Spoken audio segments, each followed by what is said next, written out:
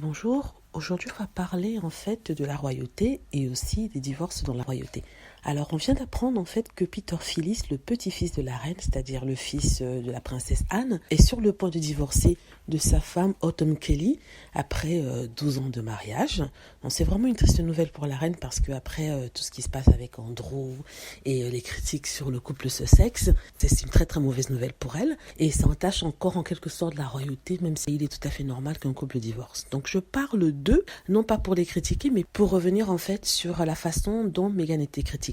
Je me rappelle que quand Meghan était partie, tout le monde l'insultait, tout le monde la jugeait, et on la comparait justement à Autumn Kelly en disant que Autumn Kelly venait d'un milieu pas élevé de la société, mais son frère était maçon, son oncle était le propriétaire d'un club de striptease, et elle était en fait un petit man quand elle a rencontré Peter Phillips, et elle travaillait dans le sport et l'événementiel. Donc on l'a comparée à Meghan en disant, Meghan, regarde comment Autumn Kelly est, elle est mieux que toi, elle a su s'intégrer à la famille royale, elle forme un très beau couple avec Philippe, qui n'est pas un prince bien sûr parce que sa mère a toujours refusé de lui donner un titre. On lui reprochait d'être différente, de n'avoir pas fait comme Autumn Philippe qui s'est bien intégrée dans la famille royale. Et bam, là on apprend que c'est elle qui demande le divorce, c'est elle qui veut se séparer de son mari et que son mari ne savait pas qu'elle était aussi malheureuse. Donc c'est facile, je voulais dire aux détracteurs de Meghan Markle, vous voyez. Donc on a toujours l'impression que tout est beau, tout est parfait, mais quand on gratte bien au fond, on se rend compte, on gratte bien la peinture, on se rend compte en fait tout n'est pas si lisse et qu'il y a forcément des problèmes. C'est un couple comme tous les autres, malgré leur appartenance royale, et qu'il arrive que les couples se séparent, il arrive que les couples décident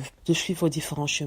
Et c'est le cas aujourd'hui pour Peter Phillips et Autumn. Mais en même temps, c'est un bon coup de poing dans la tête des Anglais qui trouvaient que Autumn était parfaite, Autumn était jolie, Autumn s'était intégrée dans la famille royale. Ils montraient, ils disaient, regarde Meghan, prends des leçons d'elle parce qu'elle a de la classe. Donc je dis pas qu'elle n'a pas de classe, on a le droit de divorcer si on veut.